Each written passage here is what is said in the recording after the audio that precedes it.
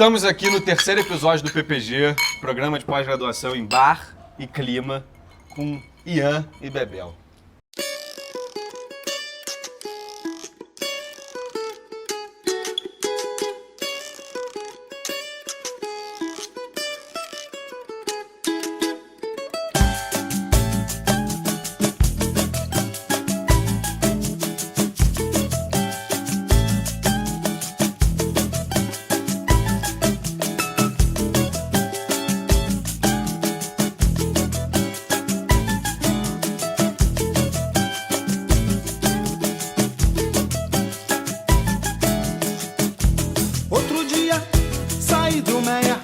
Peguei um trem até Japeri, lá saltei e um ônibus de 2 contos me levou a Pati. Eu só sabia como ia, não lembrava mais não. Num bar chamado Sol e Sombra, em São Paulo. Um dia depois de cair uma tempestade na cidade, e nós estamos sem eletricidade. Então assim, tudo a ver, né? A gente fala de mudanças climáticas com os nossos amigos. E aí, Bebel, da Soberana. O que é a Soberana? Bom, primeiro eu queria agradecer aqui a oportunidade de beber no trabalho com vocês. É a primeira vez que eu faço isso. Recomendo. E eu prometo... Repetir. Eu prometo repetir. Bom, caso alguém não nos conheça, né? Eu sou o Ian, sou historiador. Eu faço parte de uma organização tal qual a Bebel, que se chama Soberana, que é uma organização que busca disputar a consciência de classe nas mídias digitais, nas novas mídias, né? Mas não só disputar para alguma coisa. Nosso objetivo é contribuir para a construção do movimento de massas contemporâneo brasileiro, que nós acreditamos que seja a nossa absoluta prioridade e a condição fundamental para que a gente consiga, inclusive, conter as mudanças climáticas e nos perpetuarmos como espécie nesse planeta, né? Excelente introdução. Eu também faço parte da Soberana e eu sou a Bebel, eu sou mestre em Ecologia Política.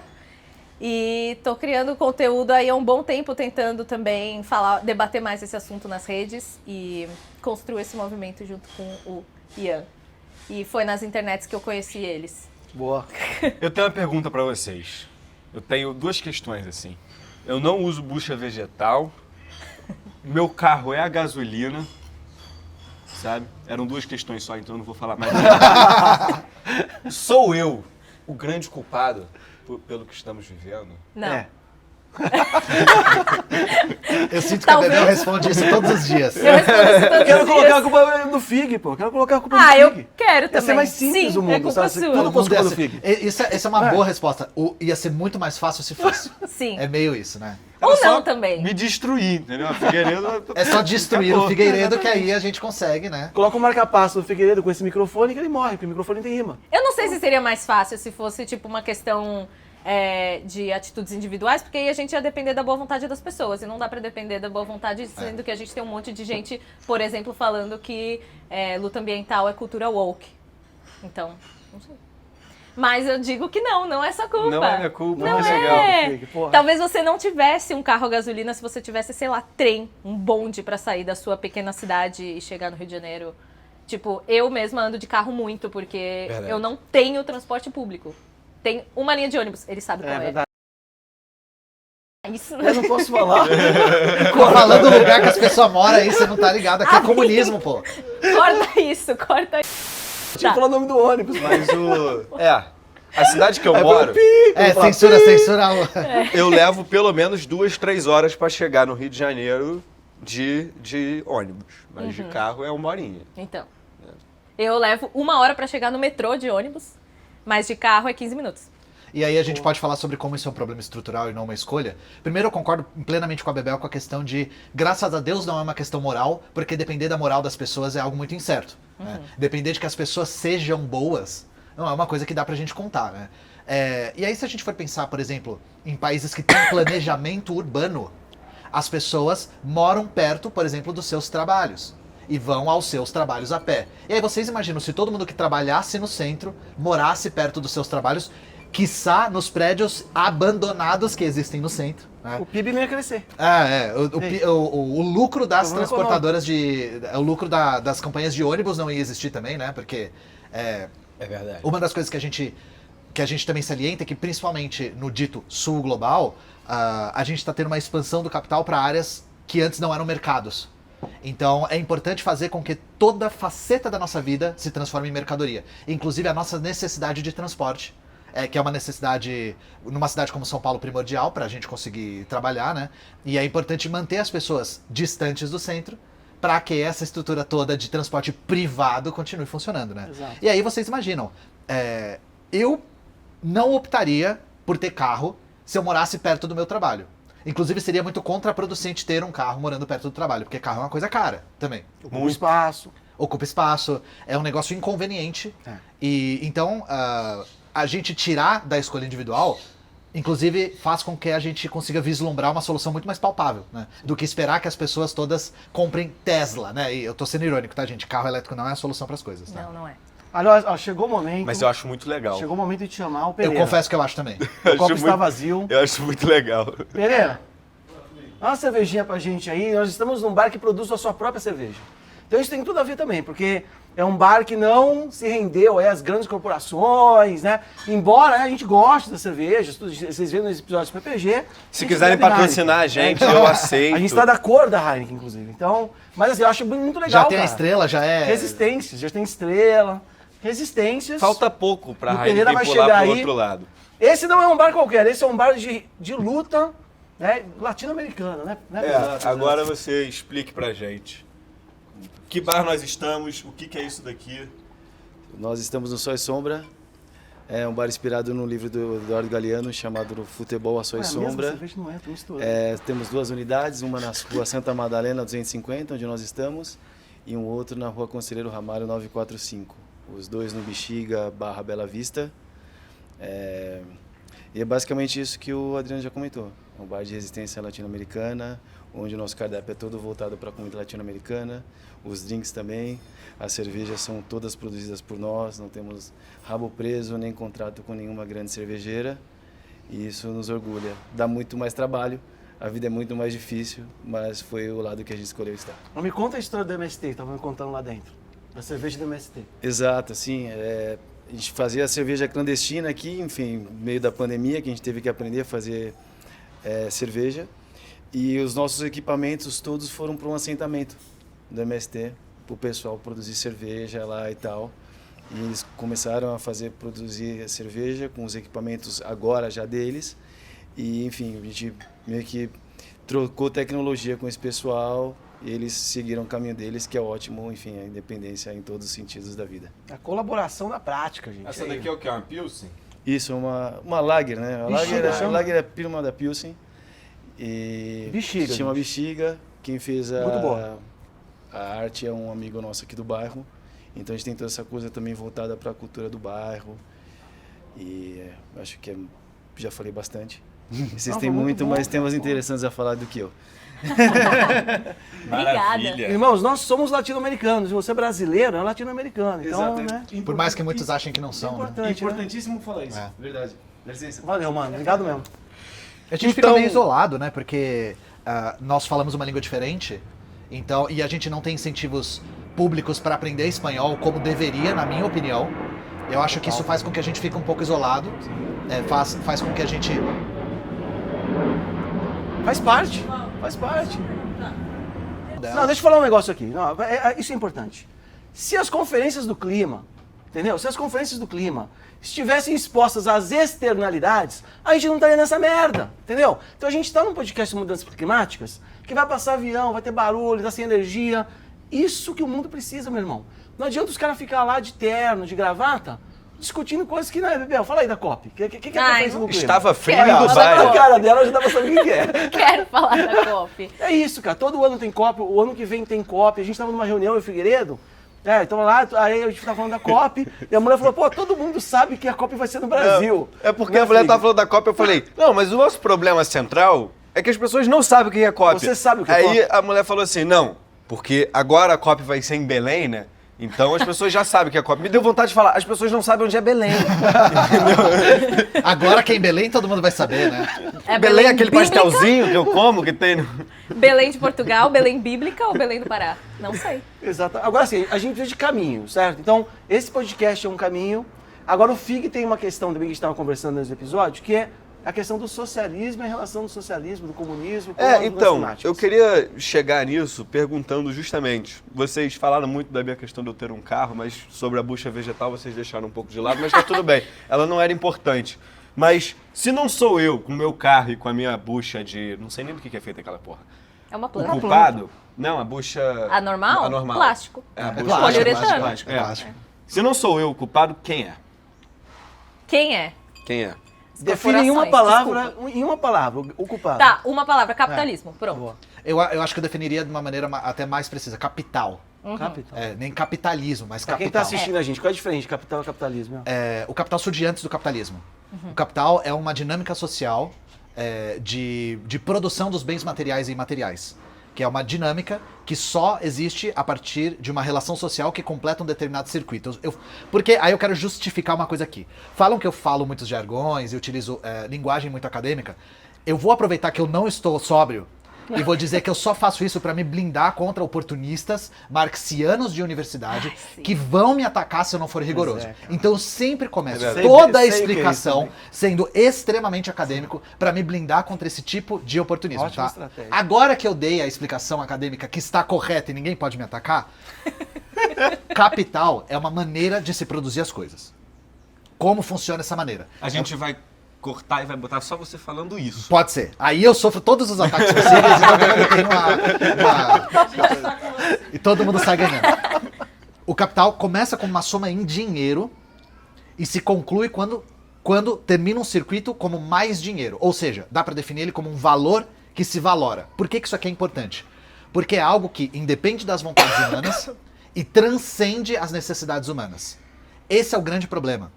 Porque o capital não tem a lógica de atender a necessidade, e sim a lógica de se valorizar como finalidade, isso chega nos limites físicos da Terra. Dou um exemplo concreto.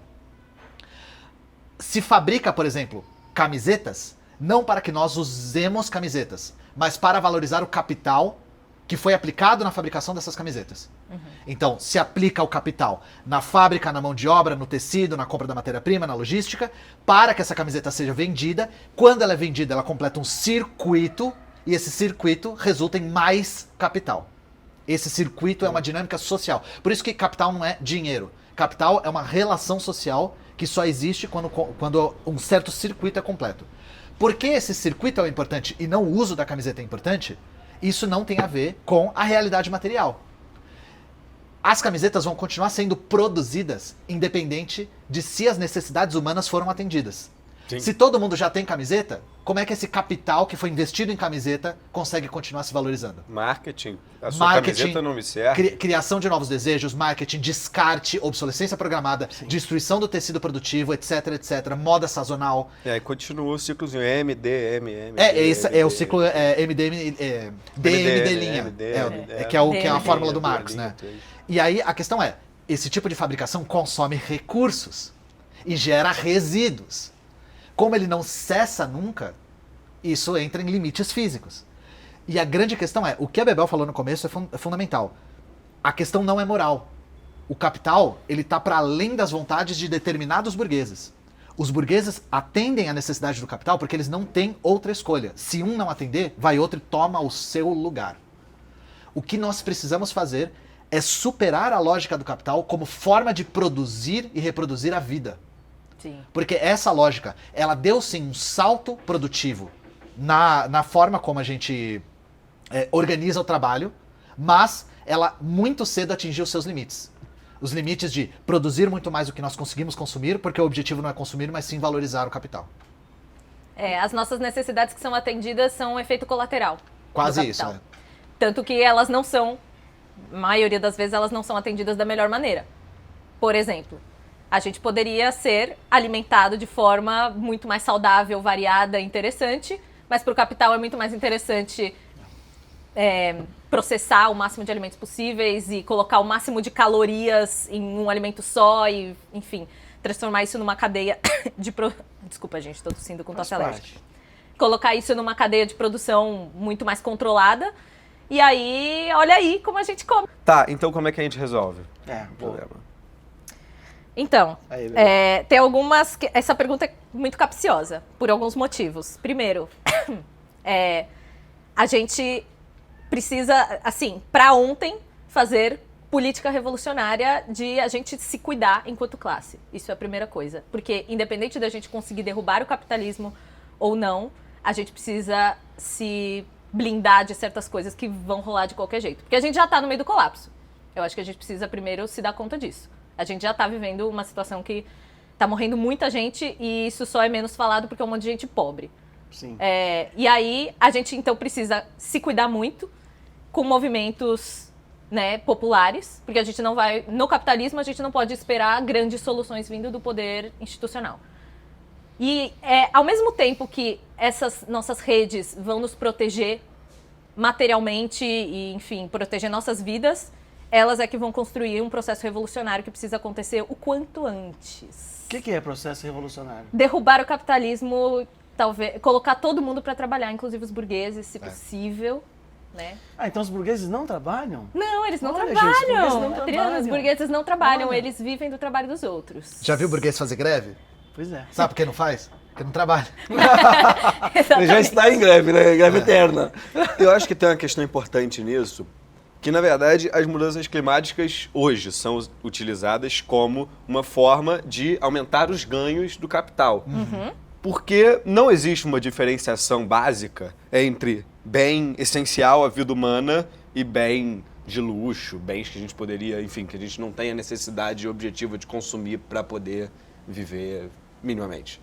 Então, como o capital não diferencia isso, foda-se se caiu uma chuva do cacete e a gente perdeu produção, ou se teve uma seca do cacete e a gente perdeu produção, e agora a comida está mais cara. Porque, sim, a gente precisa... Se os custos de produção aumentaram, se a demanda continuou constante, a oferta diminuiu, tal, a gente vai aumentar o preço, porque o capital tem que continuar lucrando em cima disso, independente do fato disso ser um bem essencial à nossa vida.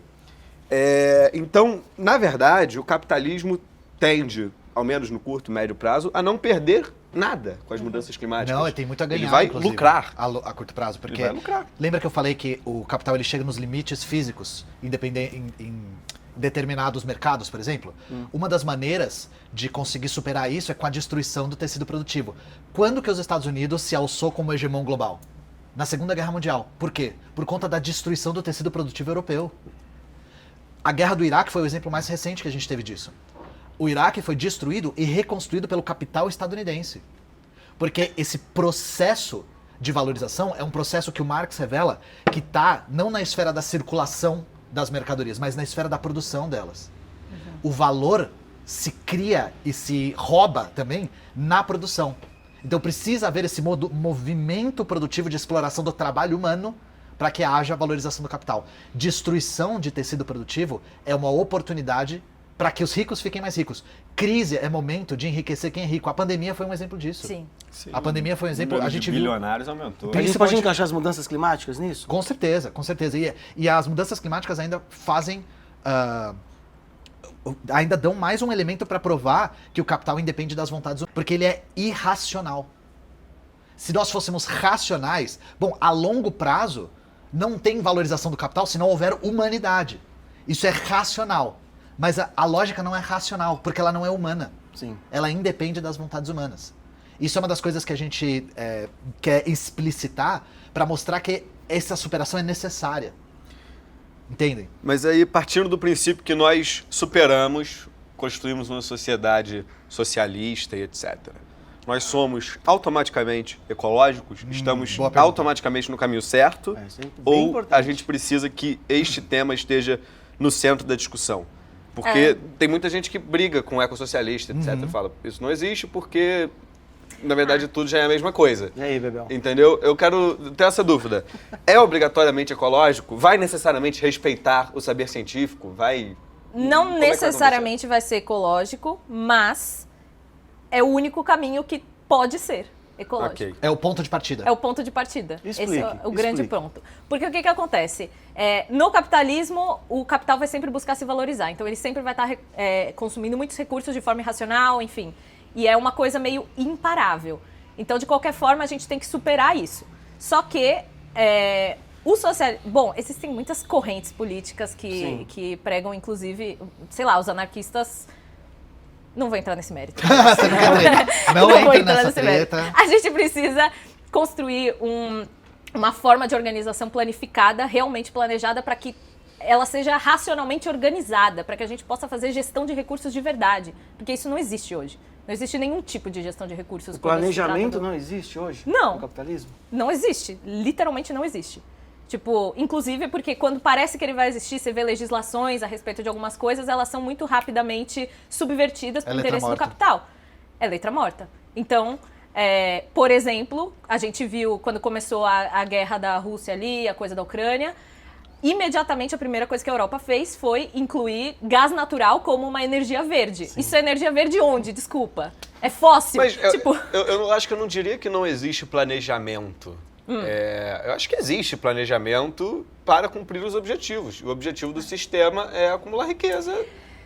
Mas daí a dizer que isso é planejado é outra coisa. Porque o capitalismo ele é anárquico, não no sentido de anarquismo, é no sentido de desordenado. Sim. Tipo, cada um vai fazendo. Coisas, Não, cada um vai fazendo. Então não dá pra Só dizer que isso é que planejado. prevalece o interesse de alguns. Sim. E o interesse de alguns é esse. Mas essa desorganização dos territórios, das sociedades, não é planejado isso também? Será que as pessoas não pensam nisso? Não Vou chegar e vou foder com o negócio. Eu concordo com a Bebel, eu acho que não é. E aí, pra sustentar isso, existe um livro do Alisson Mascaro, do professor Alisson Mascaro, que chama Estado e Forma Política, que ele explica isso de maneira muito interessante a respeito de como o Estado, que é um dos órgãos gestores, né, da maneira como a gente se organiza socialmente, se transformou quando o capitalismo se tornou o modo de produção dominante no planeta, né?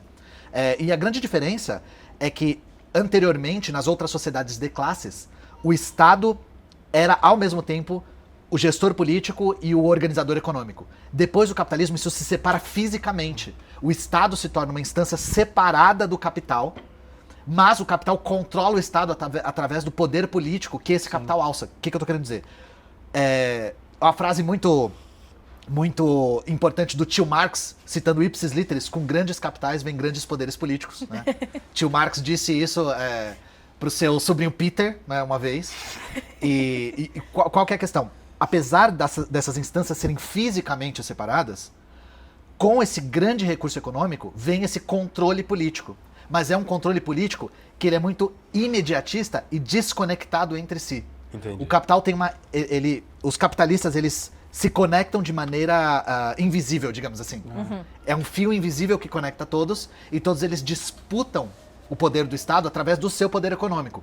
Eu dou um exemplo, a gente acabou de ter eleições e a gente viu, por exemplo, o Sebastião Melo, que afundou uma cidade inteira debaixo d'água, ser quase reeleito no primeiro turno.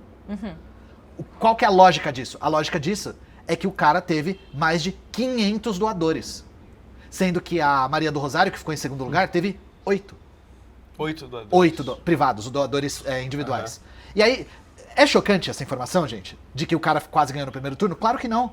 Isso é poder econômico. Até porque a outra candidata era a Maria do Rosário. Mas não vamos entrar nisso. Cancelamento. Foi ele que falou, foi ele que falou. Mas o poder Não tem nada a ver econômico, com isso. o poder econômico fala mais alto. Certamente. E quem são os maiores doadores do Melo? Doadores do setor imobiliário. Pô, só eu tô bebendo nesse podcast, Figueiredo. Eu não, já... Caraca, que... Eu tô bebendo Tite Amorado. Precisamos de outra cerveja, Ó, Pereira. Só eu tô bebendo aqui, Pereira. Tu acha certo isso, pô? Só eu tô bebendo. É E aí, brincadeira. quando a gente falou de processos revolucionários, por exemplo, nós somos marxistas-leninistas, eu e a Bebel. Né? Só uma coisa, qual que é essa? É a mesma? Não posso Essa misturar. é uma blonde ale com capim-limão. El Delantero. Blonde ale com capim-limão. Exato. El Delanteiro é El Deve ser cheirosa. Sim, Tá aí, pra ó. caramba. Bastante. Blonde Ali. Galera, venham no Sol e Sombra, cara. Você não vem no... Tu mora em São Paulo, não vem no Sol e Sombra, tu tá vacilando. É isso. Inclusive... Tá morando em São Paulo Posso errado. Na misturar. verdade, a única forma de morar em São Paulo é errado.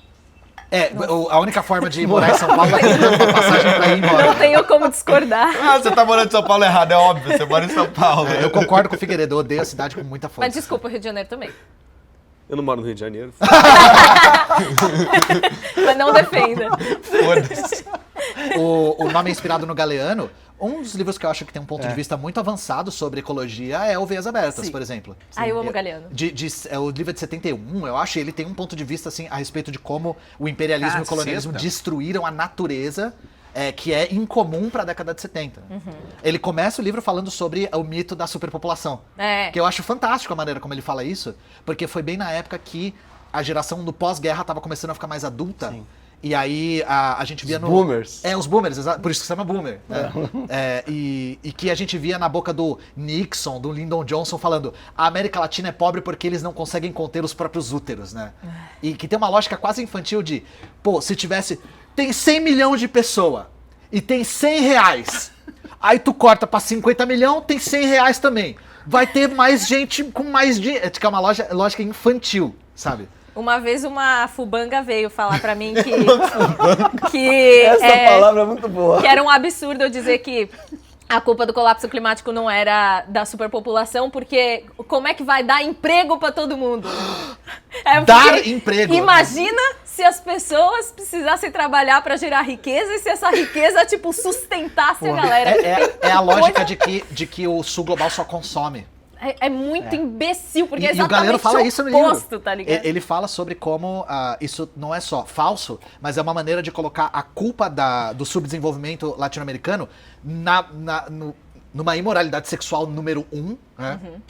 E na incapacidade de se pensar racionalmente. Basta você agora... que a pílula tinha acabado de ser lançada também nessa época. Eu na sou a década de favor da 70. imoralidade. Exatamente. Então era... não, agora não tem mais desculpa para não haver controle de natalidade. Esses latino-americanos não conseguem conter os seus pipis e as suas xerecas e ficam fazendo filhos e permanecem E pobres. né? os instintos, né? Os Às vezes instintos. acabam vindo como animal as pessoas, cara. Então é um negócio assim, bizarro. Cara, Enfim, eu lembrei do Galeno por conta do nome do... eu tenho uma questão importante. É o seguinte, eu já passei dos 40 anos. Eu tenho mesmo? Não necessidade, passa? eu já passei, cara. Infelizmente já passei. Achei que você tinha algo Porra, como tô 25, fudido. 26. Mas é o seguinte, eu tenho necessidade de ver as coisas acontecerem, tá ligado? Porque, tipo, cara, até a minha morte, eu quero ver algum bagulho acontecer. Então, eu tenho no Geopanoramas, tenho até, trazido pautas mais positivas, impacto positivo no território, essas questões. E aí, eu fico me pegando assim, cara, eu sou muito fã do trabalho de vocês, de verdade. Vocês dois, pra mim, são referências. Mas eu vejo assim, eu vou fazer um contraponto, né? O que de utopia tem nisso, nessa escala de vida nossa, sabe? Porque eu sinto muita necessidade de ver as coisas acontecer. E eu acho, de verdade, com dor no coração, que eu não vou ver o fim do capitalismo até o fim da minha vida, cara. É uma merda isso, falar isso, sabe? É uma merda. Mas eu sinto isso. Ou se eu, cara, sei lá, se o capitalismo acabar, eu vou estar fudido, ou o mundo vai estar uma merda já e, fudeu, entendeu? Qual resposta você pode me dar, cara? Tipo, no sentido da esperança, sabe? Porque eu vejo muitas pessoas perder a esperança mesmo, de verdade. Tipo, já tá uma merda, o mundo vai acabar mesmo. E aí, Bebel? Lembra que eu comecei falando sobre como a política revolucionária é o que nos protege agora, mas é também o que viabiliza um processo revolucionário? Sim. Então, se você se envolve nos movimentos populares, você já vê muita coisa acontecendo. E é o que a gente sempre fala. Você vai lá, você conhece as ocupações da Unidade Popular, por exemplo, e você vê que o movimento de mulheres algabenário tem mais casa de referência do que o Estado brasileiro. Isso é o quê? É auto-organizado, é construção popular. Isso está acontecendo e está em um monte de lugar.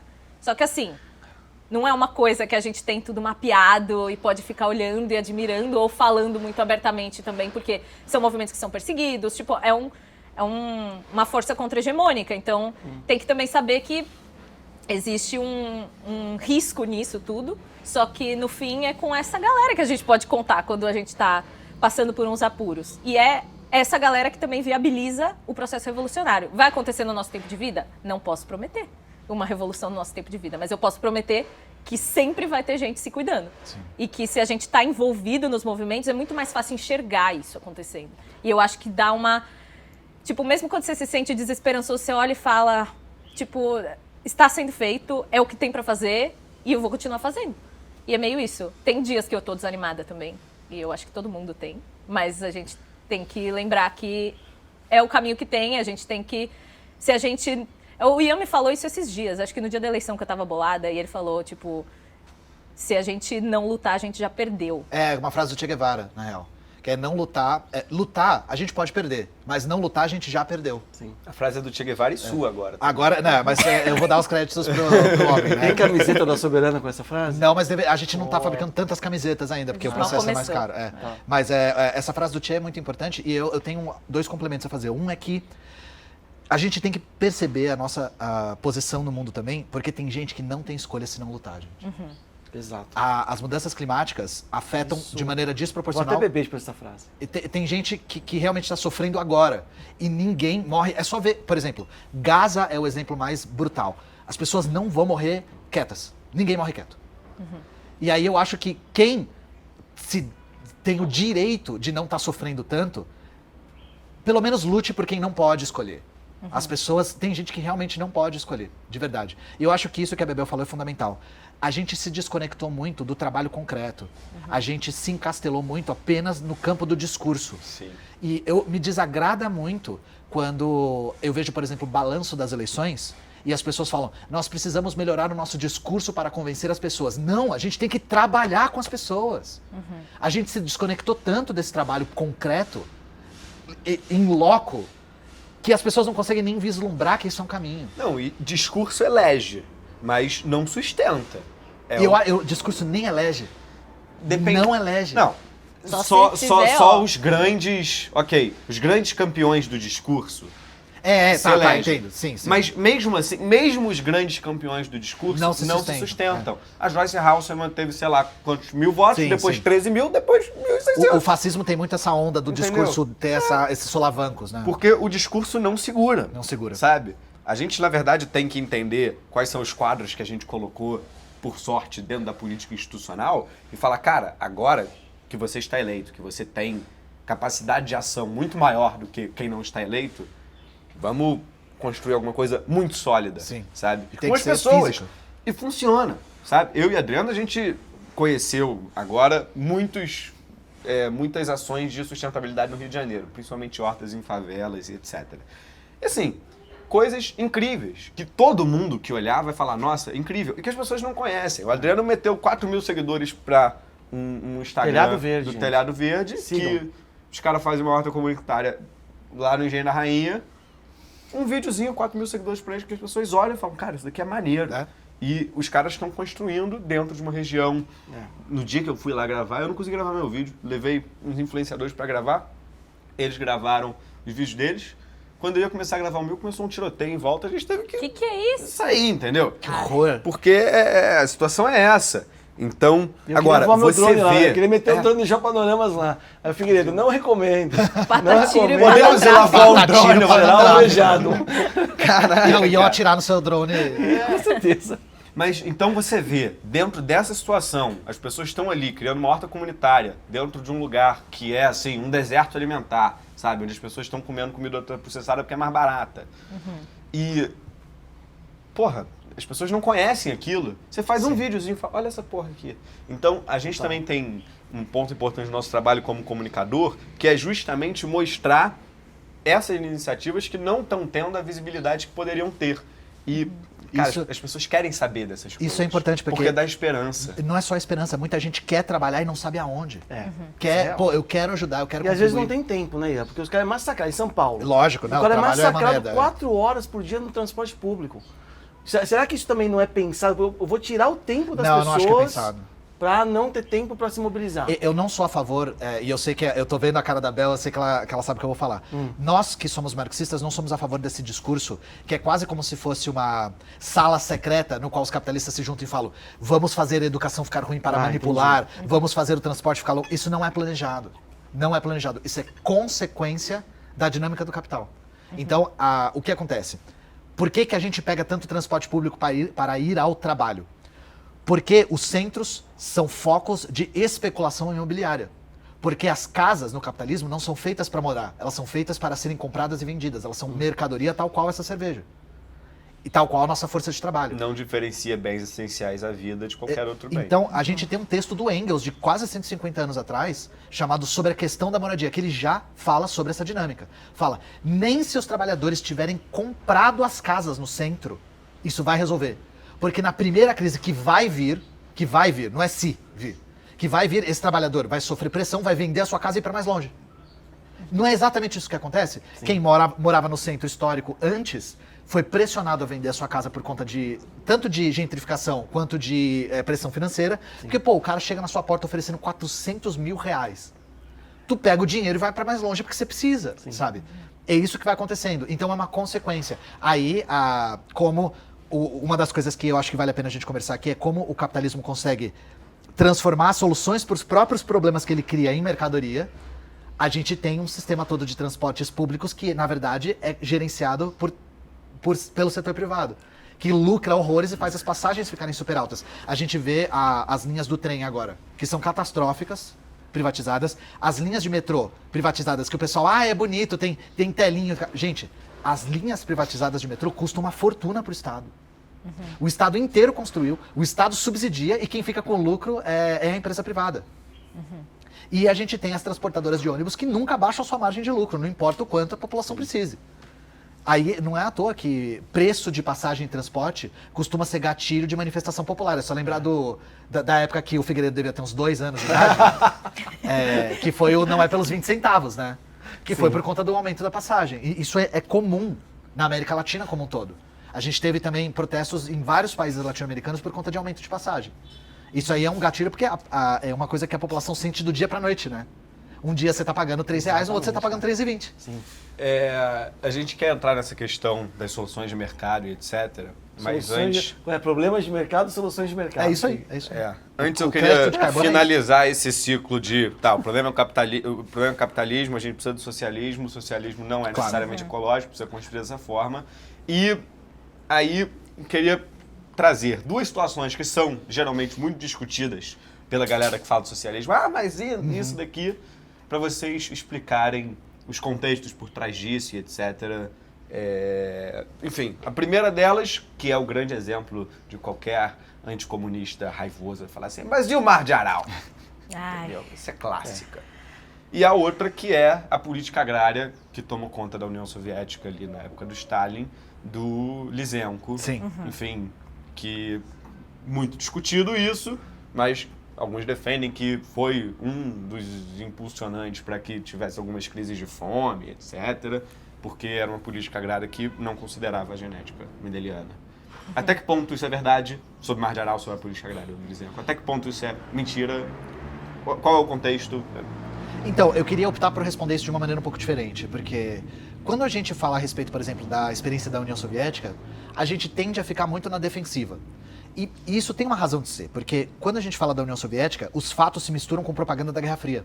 Uhum. E acho que isso não é surpresa para ninguém, gente. A Guerra Fria foi uma guerra também de informações.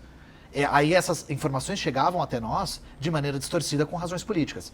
No lugar da gente explicar o que aconteceu de fato, eu queria propor uma outra reflexão a respeito disso. Bom, vamos pensar na pessoa que está fazendo a acusação. Fazendo a acusação, por exemplo, do Mar de Aral. Eu vou colocar uma imagem aérea do Mar de Aral... antes e depois, porque secou tudo, vocês vão entender o que a gente está falando. Mas aí vamos pensar na pessoa que está falando isso. Bom, durante o socialismo soviético, nós tivemos a deterioração e a redução do Mar de Aral, né? Beleza. Bom, o que essa pessoa, no fundo, pode estar dizendo? O socialismo não é capaz de resolver problemas climáticos. Vamos pensar que esse é o subtexto. Boa. Se a gente for inverter essa questão, então o que é? O capitalismo?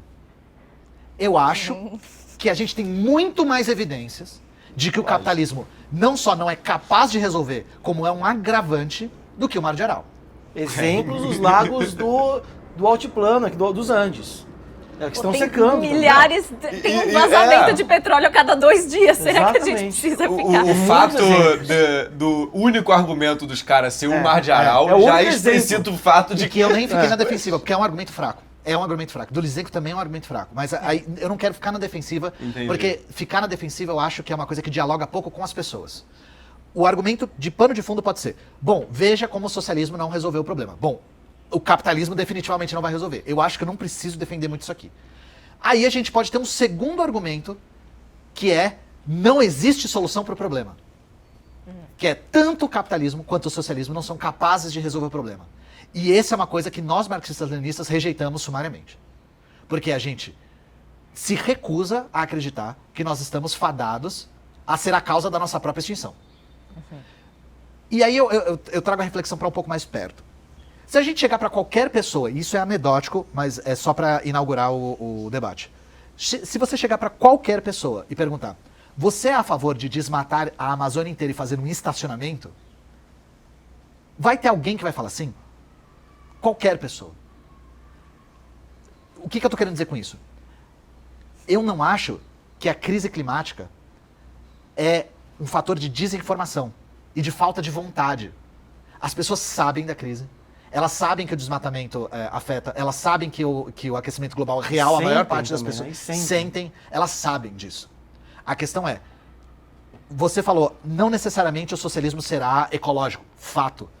Mas o socialismo é o único ponto de partida para que nós tenhamos um futuro ecológico. Porque o capitalismo definitivamente não é.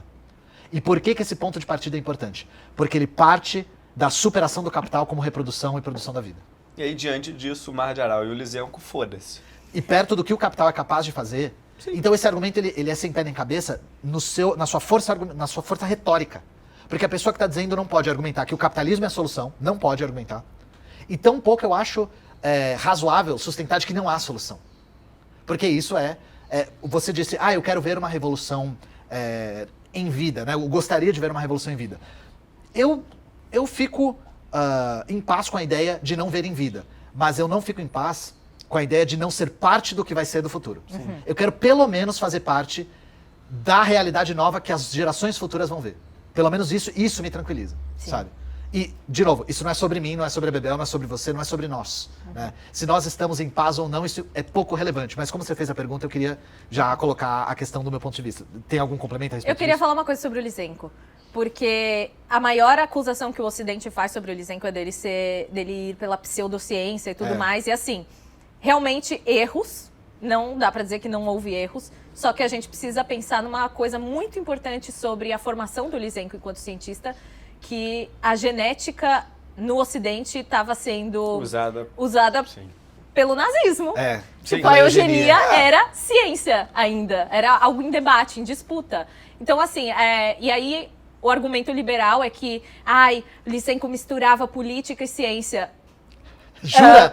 Todo mundo mistura política e ciência. Não, e eu acho que nem era essa a questão central. Ele olhava e falava assim, putz, a genética está embasando a ideia de que existe superioridade entre raças, etc. Nós vamos negar essa ideia e nós vamos pegar algo que... Não era nenhuma negação frontal, assim. Era mais um...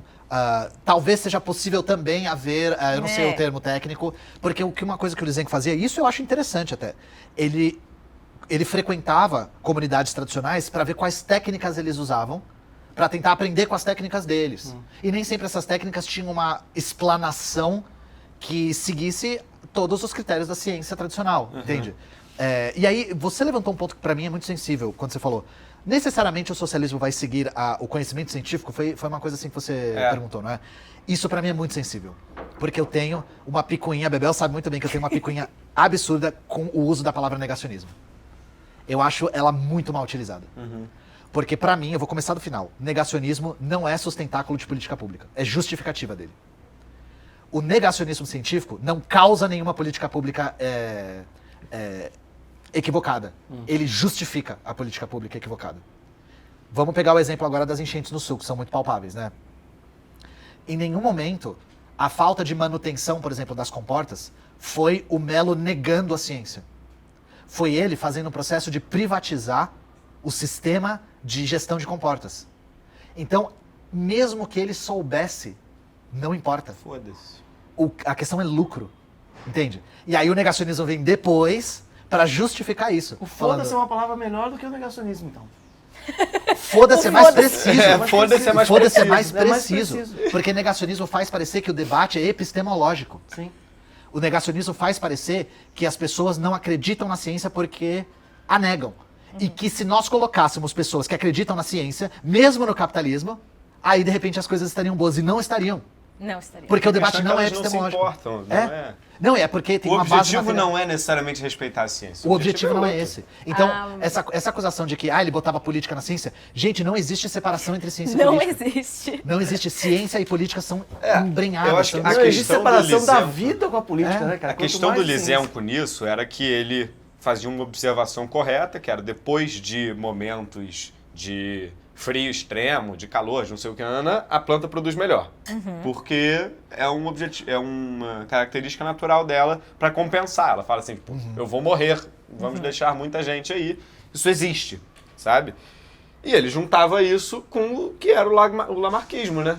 Sim. Ou seja, vamos botar uma planta no frio extremo, agora vamos cruzar essa planta e ela vai eternamente produzir melhor. Por quê? Na base da coisa toda, ele negava a genética mendeliana. Eu ouvi uma garrafa abrir aqui. Isso daqui... Não, mas aí Meu copo tá vazio. são fatores humanos que a gente... Tem que deixar a língua molhada, porque aula, né? Pois é. E pô, qual que é essa? Aulas. Las Venha Las Maestra. escrever. Caramba, Caramba, é uma diferente Escreva pra assim, cada... é. Diferente. Exato. Qual que é? Maestra. É o luxo. Explica essa cerveja aí. Essa é uma Pô, que pena que você não bebe. chamada La Maestra e é inspirada na maior jogadora brasileira chamada Cici. Pô, cara, muito bom. Cici, uma jogadora baiana, hoje mora nos Estados Unidos e tal, é a grande Massa. jogadora brasileira. Ela fala assim que é a Pelé do futebol feminino, mas não é. Ela é a Cici e o Pelé é o Pelé. Eu não gosto dessas coisas de... Só tem no sol o e Tim sombra. Maia brasileiro. Não, Não, é a Cici. Só tem no sol e maravilhosa sombra. brasileira. Só tem no sol e sombra. É isso. Aliás, tem uma relação aqui com o futebol, tu vai me explicando, do livro do Galeano, né? Exato. É, a gente tava falando Galeano, A gente sim. falou do Galeano aqui por acaso, tá vendo? É, não, Acho que sim. inspirou a gente a falar. Então, o Galeano é das pessoas da Latinoamérica que eu mais li, assim, que eu mais curto. eu acho que é fundamental, da mesma maneira que, por exemplo, os francófonos leem o Camus como uma espécie de rito de passagem da juventude, eu acho que os jovens latino-americanos têm que ler o Galeano como Só se fosse apaixonado.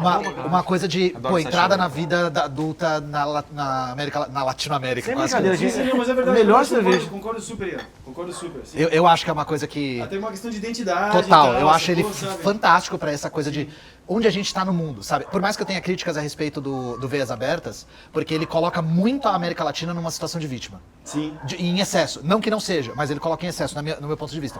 Mas não tira o mérito do livro de forma alguma, assim. Ai, Essa mas cerveja aqui é o- com caju, gente. Com caju. Com caju, olha só. prosinhas dele, os textinhos, É, não, mas ele ele fala escreve- de sonho. Ah, ele é E o demais. próprio Galeano fala que a tradução dos livros dele pra português é tão boa que fica melhor em português que em espanhol. Eu acho que ele tá gastando. Ah, eu Uma discordo. galhofa ali pra É, uma vender galhofa, mas eu também, achei tal, bonito. Eu achei tipo, que fofo. A sabe? sedução, poder da sedução. Infelizmente, Poder da sedução eu não pode ser discordo. subestimado. Discordo dele. É que a Bebel é fluente em espanhol. Como é que fala isso quando a pessoa tem duas línguas nativas? Ah, mas dá pra afirmar isso sobre Habla e mim? fala. Habla e fala. A Bebel habla e também fala. Gente, ó, só um parênteses, antes da pausa aí pro vídeo. Beba com moderação. Essa bebida é indicada pra menor. Indicada não, é obrigatória pra maiores de 18 anos. Se você for Usou a palavra menor, errada. foda-se a lei, beba mesmo. É indicada pra menor. Lá no Geopanoramas eu mostro o mundo a partir do alto. Eu acho que é uma forma diferente de ver o mundo também, né? A gente está muito acostumado a ver a coisa do chão, em outra escala, então é uma provocação também. Aí eu vou mostrar uma imagem, até para sair um pouco do Sudeste, São Paulo, né? A gente falou nesse episódio da galera que é expulsa dos seus territórios para ir em direção a outros, porque vende a casa, por especulação imobiliária. Na Amazônia, sobretudo em Manaus, a gente tem um processo de expulsão das pessoas porque elas incomodam muitas vezes. Então a gente tem, por exemplo, as populações que viviam em flutuantes, na década de 50, 60, lá na frente de Manaus, tinha a maior comunidade de flutuantes do Brasil. E essas populações foram expulsas para as margens da cidade. E aí gerou uma imagem, né? Eu fiz uma imagem que ficou conhecida, eu posso afirmar até que no mundo inteiro. Que uma vez eu estava num lugar, tem um cara da National Geographic mostrando a imagem, o recorte que eu fiz. Não foi eu que fiz a imagem, foi um satélite, eu não sou dono de satélite, eu não sou bilionário, mas eu fiz um recorte. Que a imagem, essa aí está aparecendo para vocês. É a margem da cidade de Manaus com a floresta amazônica. Berta Becker, uma grande geógrafa do Rio de Janeiro, dizia que Manaus é a metrópole florestada. Essa foi a braba, né? Essa foi a braba. Essa imagem- é a imagem. Essa é a braba. Quão longe foi. E aí a Choquei publicou essa imagem, geralmente as páginas publicam essas imagens, sem nenhum recorte crítico. Então falou assim, olha que coisa linda, a cidade fronteiriça com a floresta, sabe? Que coisa maravilhosa. Aí eu quero que vocês comentem o que vocês sentem vendo essa imagem com base na bagagem de vocês também. O que essa imagem diz pra você, Bebel? Cara, eu penso em muitas coisas, mas assim, Um dos debates primordiais assim dentro da ecologia política é essa questão de onde a gente se coloca em relação à natureza. Porque existem políticas e eu acho que é por isso que existe essa romantização. Existe uma ideia de que o ser humano tem que se retirar dos espaços para que eles sejam preservados. E isso orienta muita política de preservação ao redor do mundo inteiro. E isso é uma ideia completamente sem pé nem cabeça, na real, se a gente parar para pensar. Mas, enfim, a gente vê, por exemplo, e isso também fica meio a serviço do capital em vários lugares. Então, por exemplo, a gente tem no Laos, por exemplo, fizeram uma construção bizarra nos anos 90 de dezenas de hidrelétricas no rio Mekong, porque o Laos pediu ajuda para o Banco Mundial, eles receberam o empréstimo, então eles têm que se submeter ao capital europeu, né, principalmente, e fizeram aquele monte de usina hidrelétrica e, para isso, expulsaram todas as populações que estavam lá há milênios na beira do rio, e mandaram eles para outro lugar, sei lá, vão para outro lugar, aqui virou reserva. Foda-se. E é reserva natural, curiosamente, que é uma reserva que só serve para hidrelétrica e para turismo. Se você for morador, pau no seu cu. A gente tem, na Índia, as reservas de tigres, eu sempre falo dessa reserva de tigre. Eles querem aumentar a população de tigres, porque está em declínio, não sei o quê. Cada vez cercam mais áreas, expulsando todo mundo que mora lá há milênios e que nunca impactou tigre nenhum. Dão carta branca para a polícia matar quem resistir e a população de tigres vai continuar caindo, continua caindo, porque não é isso que está acabando com a porra dos tigres. E tem uma questão importante nisso. Quando você pega o caso do Rio de Janeiro, Reserva Biológica do Tinguá, uma das maiores reservas biológicas da Mata Atlântica, e assim, no meio da cidade do Rio, assim, um negócio incrível. Entrar lá é uma maravilha. Você fala, porra, isso daqui é magnífico. A reserva foi criada e para isso ela tirou as pessoas que moravam ali dentro, sabe? Viviam ali, eram poucas, mas pessoas que moravam ali à margem da floresta, sabe? Tal. A reserva foi criada para isso. As pessoas saíram. A gente tem indícios para acreditar que a caça dentro da reserva aumentou quando as pessoas saíram de lá, entendeu? Porque as pessoas que moravam ali em volta faziam parte daquele ambiente. E não que eles não caçavam nem nada. Sim, só que não existia uma indústria de caça para poder servir carne de caça para restaurante chique, que depois se instaurou lá dentro, entendeu? Então, volta e meia, eles têm que destruir rancho de caça lá dentro e tal. E a gente tem dados assim, relativamente consolidados para dizer, estou falando relativamente consolidados porque não tem um estudo que diga assim, a caça era X e agora é X. Mas para dizer que a caça aumentou depois que você tirou aquelas pessoas que moravam ali dentro para poder transformar aquilo numa reserva biológica. Maravilhoso. Eu quero saber do Ian. A gente pode resumir essa imagem para que lindo, como a Choquei fez? De jeito nenhum, porque isso me lembra uma coisa que a gente também combate, que é essa ideia de que a humanidade está destruindo o planeta. Bom, a humanidade conviveu com o planeta, muito bem obrigado, pela maior parte do seu tempo, né? Sim. A gente vê essa destruição sistemática do planeta de uns 200, 300 anos para cá. Que, assim, claro que correlação não é causa, mas um outro modo de produção surgiu de repente, né? E a gente sabe também que aqui, no Brasil, por exemplo, só para usar um exemplo que mais gente conhece, onde tem indígena tem mata de pé. Inclusive, não só onde tem indígena tem mata de pé. Onde tem indígena tem recuperação de áreas devastadas. Isso, da mesma maneira que tem uma foto aérea que você mostrou, tem fotos aéreas de assentamentos de terras que foram demarcadas depois e que foram recuperadas pelo modo de vida dos povos indígenas. Então, essa ideia de o ser humano destrói tudo que toca, essa coisa quase apocalíptica, quase de... Você usou um termo esses dias muito bom que era para isso, mas eu não consigo me lembrar. Que era de que o ser humano é mau por natureza e que ele vai destruir tudo porque ele tem uma ganância. Gente, não é isso, tá? Não caiam nesse papo. Esse papo é muito conveniente, inclusive, para os detentores de capital, porque eles lavam as mãos, tiram a sua responsabilidade da jogada, colocam a responsabilidade numa abstrata humanidade que está destruindo o planeta. Que não usa esponja da planta. E também, lá. no pior dos casos, coloca a culpa no indivíduo, e eu sei, porque eu não sei como é que foi na sua geração, porque na minha, eu acho que foi uma das primeiras, assim. Eu tenho 31 agora. A gente já na escola aprendia um pouco sobre a necessidade, a destruição do planeta, buraco na camada de ozônio, aquecimento global, mudanças climáticas, recordes de temperatura, e a gente já cresceu com uma ecoansiedade. Sim. Já com esse medo. E uma coisa que eu vejo que é muito comum, eu achava que era uma coisa só comigo, mas eu vejo as crianças de hoje em dia reproduzindo também, um desespero para tentar fazer alguma coisa. Então, anedota total. Quando eu comecei a aprender isso na escola, eu comecei a acumular lixo em casa. Porque eu queria reciclar para fazer alguma coisa. Eu catava lixo do chão do pátio da escola. Eu levava uma sacolinha e eu pegava de todo mundo. Cara, eu na escola catava latinha. Porque você acreditava naquela época que a latinha era o Era o negócio Era o do problema, lixo, né? Era o problema. E não é, cara. Era Porque a solução pro mercado. a gente Porque começou pra a ver... transformar a bauxita, você gasta energia pra caralho, gasta mais. E reciclar a latinha é mais barato pro mercado. E por isso que a latinha é, acho que o material mais reciclado, né? Do Brasil é 90 e poucos por cento, mais de assim, 90%. né? E isso é uma das coisas que a gente já cresceu vendo, porque a gente cresceu vendo fotografias de ilhas de lixo, essas coisas assim. E aí as crianças ficam desesperadas, porque elas estão na infância e vão chegar na vida adulta quando o mundo já estiver muito mais deteriorado e querem fazer alguma coisa a respeito. Sim. Então, vontade tem. Uma das coisas, recapitulando uma das coisas que a gente falou no começo, a gente sabe que vontade tem de sobra. O que a gente precisa é viabilizar essa vontade. É fazer com que essa vontade seja aplicada no lugar certo. Como diz o Paulo Galo, né? Organizar o ódio. E organizar, não ter o ódio, porque o ódio desorganizado vira fascismo. E às vezes até ecofascismo. É. Vira até a coisa do... pra que fazer teste em animal se a gente pode fazer em presidiário, como diz a Xuxa, né? Esse A ódio Xuxa desorganizado. disse isso? Ai, que Luísa Mel ódio. também. Cara, não é possível. Ela disse isso. A vegana liberal mais fraca. E eu preciso agradecer a Xuxa, a vegana liberal mais fraca.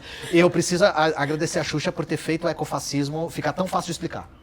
Que é só, eu mando a notícia, assim, ó. O que é ecofascismo, Bião? Eu mando a notícia. Xuxa. Eu mando a notícia dela falando assim, tem tanto presidiário por aí, pra que testar em A animal? gente tem dois cavaleiros do apocalipse nisso, que é a Xuxa e a Luísa Mel, cara. Do ecofascismo. Nossa. Acabou. Pereira, Pereira, Pereira, Pereira. Melhor cerveja Bahia do rolê, da gente. Feita com caju. Feita com caju. maestra. Venham beber aqui no Sol e Sombra. É o seguinte, o PPG não é feito só por mim e pelo Figueiredo, senão você daria merda. Com certeza daria merda. Então tem pessoas por trás disso tudo. Tati Aguiar, nossa produtora. O Rafa também está por trás das câmeras. E a Carol, nossa assistente. Então, muito obrigado pela nossa equipe de produção. PPG, só é esse podcast por conta dessas pessoas, que é por mim e pelo Figueiredo, meu irmão. Daria A errado. coisa ia desandar. A coisa ia desandar. A gente está bebendo aqui. Então, reaproveitando para também agradecer a presença dos nossos amigos aqui, Bebel e Ian. Figueiredo, qual é a Eu questão? tenho Figueiredo tá angustiado. Tem um quadro interessante aqui que eu adoro fazer. E, infelizmente, eu não vou poder fazer com você esse quadro. Você vai entender o motivo. Tá. Terá que ser com o Ian. Eu vou te Mas dar eu uma... acho que a Bebel também poderia fazer. E É um desafio pra Eu ela. acho que ela poderia fazer. Olha só, eu vou te dar uma questão. Uma questão. Você tem que resolver essa questão em 1 minuto. Se for matemática, eu vou... Não. Uma questão do assunto que a gente está tratando. Logaritmo. Você vai, tem que Ian. resolver em 1 minuto, mas você tem que resolver isso daqui em 1 minuto também. não vou poder. Enquanto Falei que você ele não resolve perdoava, a questão. ele não perdoa, velho. É 1 minuto para beber o copo e resolver a questão. Dentro de 1 minuto eu tenho que Beber administrar no copo, meu tempo. Por quê? Nós aqui no PPG temos um Cronometragem. objetivo. Não deixar esquentar Nem o planeta. o planeta E nem a cerveja. nem a breja, como falam os Então você paulistas. tem 1 minuto Será que eu vou cronometrar? Vai. para resolver a questão aqui. E eu, sinceramente, não sei ainda qual vai ser a sua questão. Eu acho que, Ah, então se você não sabe... aí eu acho que a fudeu pra gente mim. pode caminhar pelo tema do que aconteceu agora, né? Falta de luz e etc. Boa. Mas Ixi, esse talvez a esse gente tá possa... fácil. Ah, tá, eu sei então. Esse tá fácil. É. Tá muito fácil aí, Fig. Pô, É. elabora melhor. Enquanto você elabora, eu quero reclamar desse celular.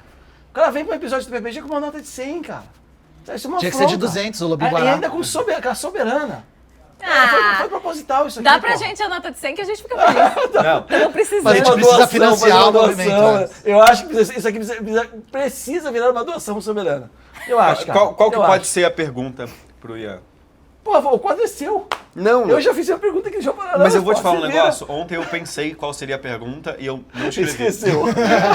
Eu não Tá sei vendo? mais. Fica a lição aí pra Se PPG. for sobre o que Escrevam. aconteceu hoje, eu sei responder. Eu acho que a de hoje tá pauta quente.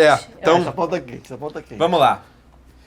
Tivemos um vendaval, chuva ontem em São Paulo e aqui agora estamos sem luz. E eu te salvei dessa porra. É. Eu te salvei, tava porque ele ia sair saindo na de hora casa. do vendaval. O que eu falei Aí, pra você? Nuno. O que eu falei? Olha aquele ventos convectivos ali. Vai cair uma grande chuva. Não, foi, Depois, foi convectiva, de verdade. E aí... E aí, enfim... estejam sempre com Eu o não geógrafo. sei, graças a É Deus isso. eu não sou paulista, mas eu não sei se... Se Deus não existe, como é que eu não nasci em São Paulo? Mas eu não sei se isso afeta a cidade toda da mesma forma ou se tem bairros que são mais afetados. Boa pergunta. Eu quero saber como que a gente faz para que estes problemas não façam a população, principalmente mais pobre, ficar sem luz e etc. Como é que a gente contorna tudo isso? Você tem 1 minuto para responder essa pergunta e beber esse copo de cerveja. Então, Não já. deixar a cerveja esfriar. Esquentar, desculpa. Veja, nós recentemente tivemos a privatização do sistema de distribuição de energia elétrica em São Paulo. A concessão foi feita de maneira bastante suspeita por uma empresa italiana, que se chama Enel. E é uma empresa que tem sido muito incompetente a administrar a distribuição de energia elétrica na cidade. 40 segundos. Sobretudo porque empresas privadas visam o lucro e regiões mais pobres não dão tanto lucro. Então não existe um incentivo de mercado para que as empresas 30 privadas segundos, gerenciem esses lugares mais desprivilegiados.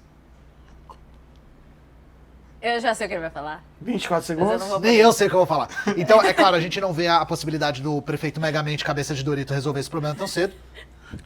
A única solução é a reestatização imediata da Enel, e só que para isso... 10 segundos. Como a gente... Estatização. Reestatiza essa merda. Essa é a minha solução. 3, 2, 1. Eu sou comunista, eu gosto de Estado. Não, mentira. tá? Resolveu. Cara, muito bom. Você Eu acho que mandou foi o muito único bem. convidado que resolveu. Não, o Bruno resolveu. O Bruno resolveu também. Bruno resolveu. Qual que era a um pergunta? jogo. Essa de Doritos foi O muito Bruno, bom. queimadas. Queimadas. Resolveu o problema das Queimadas, olha só. O Bruno resolveu assim. Em 1 minuto. Muito bem também. A Tainá Mas, que cara, vamos mandou registrar, aquele ó. ou eu Fique. bebo ou eu resolvo. Sacaneou, né? Não. Bebe e resolve. Ela mandou ou eu bebo ou eu Bebe, resolvo. como bebe e resolve. Mas Nem tu tem sacaneou. álcool nesse negócio, eu engoli e fiz tipo... O copo Você do vê que você pegou Ian, o fundinho. o copo do Ian não é americano, meu irmão. Não. O copo do Bruno era americano, foi muito mais fácil pro Bruno. americano não é soviético? É diferente. O design do copo americano é uma Não, patente olha soviética. isso daqui. É uma patente soviética? De uma designer soviética. Toma. Copo americano? O copo americano Toma. soviético. Porra, vamos começar a mudar o nome. Não, chama Lagoinha em BH esse copo aqui. Lagoinha. E a galera de BH fala assim, a gente inventou o copo Lagoinha, não é nem americano e nem Lagoinha, é nem soviética. Soviético. Você sabia nessa? Eu tenho uma questão pra vocês. É. Estou indo agora daqui 2 semanas pra Rússia. Sem falar russo. Eu não falo russo, evidentemente. Você vai com o Daher? Ele Vou com fala. o Daher, vou com o Ah, Daher. bom. Ele fala russo. E tem um outro amigo que vai também, inclusive Daher estaria aqui, chamei ele, aí ele mandou uma mensagem agora, assim, falando, pô, tô de ressaca pra caralho. Deixa ele lá. Sextou. Os mapinhas estão de ressaca. Então, enfim, estamos indo para a Rússia, e aí não falo russo, mas tá bom, tem um detalhe ali, também não falo inglês. Menti lá, eu falo inglês, né? Não, Fui mintam selecionado. no currículo, tá? Minto. Você minta no Minta currículo. no currículo. E aí, fui selecionado, tô indo. Falando, estarei com os meus amigos, tudo bem, fico aqui, ó. Alguém vai falar comigo, Chat GPT, cara, qualquer isso aí. coisa. Aí, recebi uma mensagem anteontem, de manhã cedo, assim. Estamos convidando para palestrar no evento em inglês. Qual que é a minha situação? E aí? Ó, existe vários você atores. faria? Tem vários atores de cinema que fizeram filmes em línguas que eles não falam. Tinha uma pessoa que falava, ele tentava imitar os sons e falava. Tem alguns filmes que são assim. Se alguém já fez no mundo, É. não dá pra. Não é impossível. Tão perfeito. Não abra Pronto, pra filho, perguntas. Então, Acho perfeito. que essa é a solução. Não abra Não, pra perguntas. Essa é não uma dica abra boa. pra- Não abra pra pergunta. Vou terminar falando. Essa é uma I dica don't want boa. to receive any question. If you have some question, fuck Aí, ó, you. você tá Se intermediate você falou já. inglês, fudeu. Tá Vou te interme- perguntar. Você tá intermediate já. Não tá advanced ainda, Não, mas mas intermediate. intermediate. No Não, intermediate posso falar acho que dá isso. pra meter. If you have any question, fuck you. Eu acho que dá pra você meter The I don't Cat. care. I don't care. The Cat, sabe o que é? O gato, né? Você The pode cat. dar The Cat, Ok. exatamente. Então, vamos para a questão central aqui, que envolve todas essas pessoas, Tabata Amaral e o Biden e... enfim, O Mzinho. visando o fato de que nós vivemos num sistema capitalista e etc. E que nós queremos superar esse sistema, maravilha. mas que agora a gente precisa encontrar certas soluções para os problemas que nós temos. E aí apresentaram-nos uma solução, mercado de carbono. E aí? O que eu faço com isso? Eu boto no bolso e ando com ele ou enfio ele no cu e foda-se? Enfia ele no cu dos outros, né? Não no seu. Mas tem que enfiar no cu de alguém, no bolso não. Ó, lembra que o Ian tava falando sobre a moradia, na verdade, não ser moradia, as casas serem feitas para serem mercadoria? Sim. Quando a gente fala de mercado de carbono, a gente tá falando de fazer isso com a natureza inteira, tudo virar mercadoria. O que já é absurdo de muitos pontos de vista. Mas assim, já é o que acontece na prática. O FMI já coloca preço em baleias, faz um bom tempo. Então, tipo... Mas, Bebel, problemas de mercado, soluções de mercado. vai solucionar tanta coisa. Olha aí o que está acontecendo agora mesmo, que a gente tem governadores no norte do Brasil já revogando os contratos de crédito de carbono porque não teve diálogo nenhum com os indígenas. E eu me lembro que antes de eu entrar na Soberana, eu cheguei aí num evento de bioeconomia. Já começou errado que era na Unibis Cultural, eles são sionistas, eu quero que eles vão pro caralho. Mas enfim, fui naquela merda e tinha uma mocreia do Carbonex palestrando. Uma é fubanga, a outra é a A mocreia. Bebel, ela tem uma expertise pra ofender que é muito sugerido. Dicionário de adjetivos da Bebel. A gente da Soberana tá tentando fazer faz um tempo, mas enfim.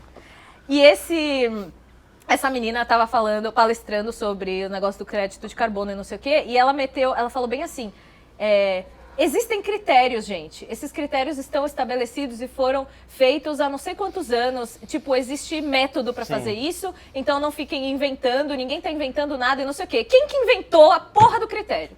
Vocês acham que tinha algum indígena envolvido nessa porra? Porque a Carbonext não é brasileira, isso eu garanto. É um monte de empresa da porra da Europa vindo aqui se meter em território brasileiro, colocando preço nos nossos recursos para criar um novo espaço de acumulação, na verdade. E quem causou o problema, né? Quem causou o problema tá agora... E eu quero dizer que o nome Carbonext me irrita muito, assim. Eu quero muito que eles vão pra Só isso puta que que eu pariu. queria dizer.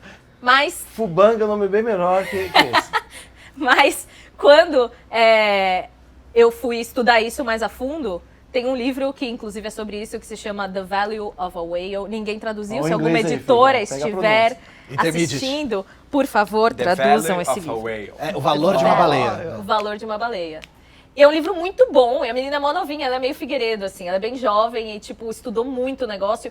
E ela foi atrás de quantos estudos tinha mensurando o impacto em redução de emissões e tal dos créditos de carbono no mercado europeu, que é um dos programas mais antigos que existem. E basicamente é zero. Porra. E foda-se, né? Ninguém tá nem aí nas discussões políticas. É a mesma coisa do hidrogênio verde.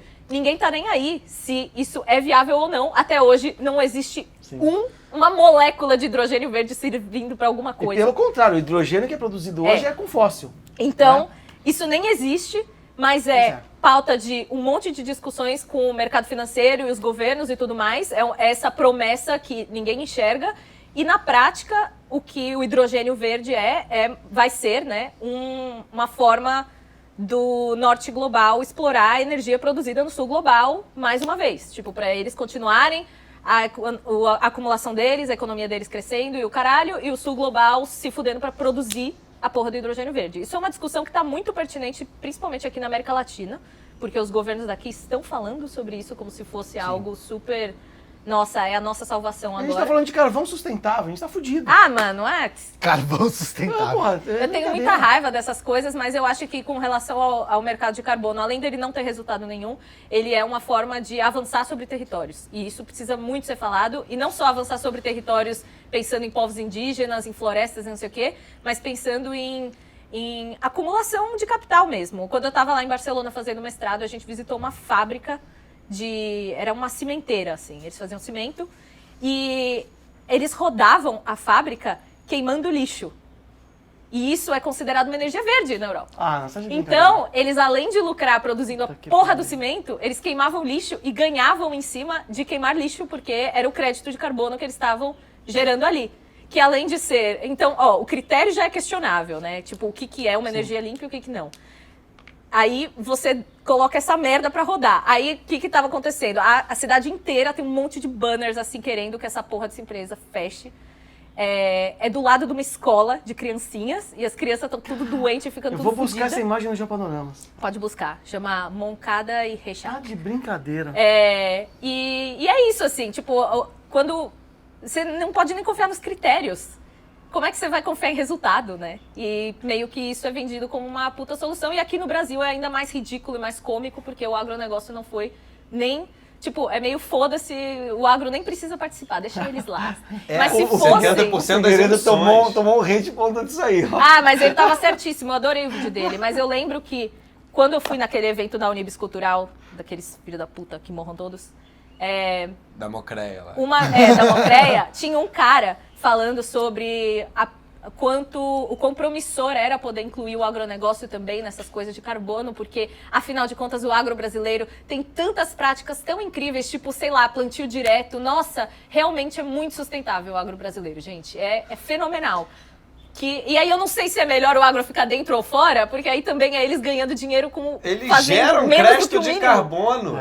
Eles falam assim, não, mas se eu plantar soja Até é o planta, pasto né? gera pra gente. Soja é planta, Soja é afinal planta, de contas. sequestra carbono. Até o pasto você Então, olha a merda, né? Tipo, e aí existe toda uma questão imperialista também, porque a gente vê, por exemplo, o FMI, né? O Sul Global inteiro endividado com a porra do FMI, o Banco Mundial. O FMI tem uma cesta de moedas, que eles negociam a dívida só nessas moedas, que são o euro, o dólar, não sei o quê. E é muito mais fácil hoje o FMI aceitar carbono como uma moeda para ser trocada do que uma moeda do Sul Global. Qualquer uma que seja. O real não vai entrar, eu dou certeza. O yuan não vai entrar. Mas o carbono é muito possível que entre. Então, isso vira a moeda de troca para nos enforcar. Então, a gente precisa falar disso de uma forma muito séria, assim, E assim, pensando tem uma coisa sistemicamente. muito doida nisso que está se criando um mercado. E como qualquer mercado, o objetivo dele é lucro.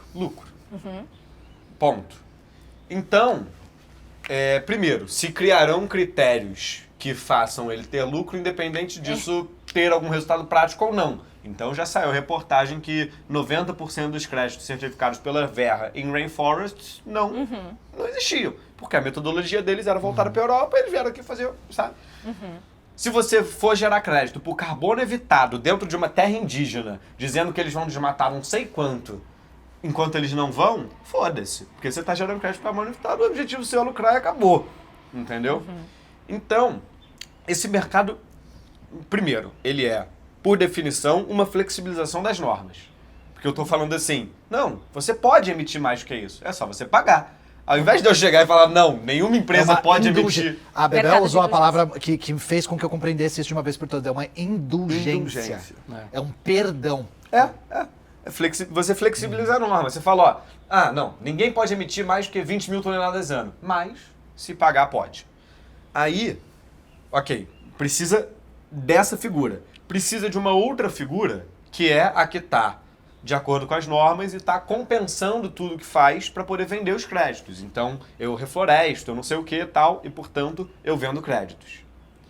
E precisa de uma outra figura, que é quem certifique isso e fale, porra, ok, esse crédito está sendo vendido, ele de fato existe, então... E aí você fecharia ali o ciclo e pronto, as coisas estão funcionando. Alguém que emite mais do que devia tem que pagar, alguém que protege vai receber, e tem alguém dizendo, de fato, essa pessoa que protege.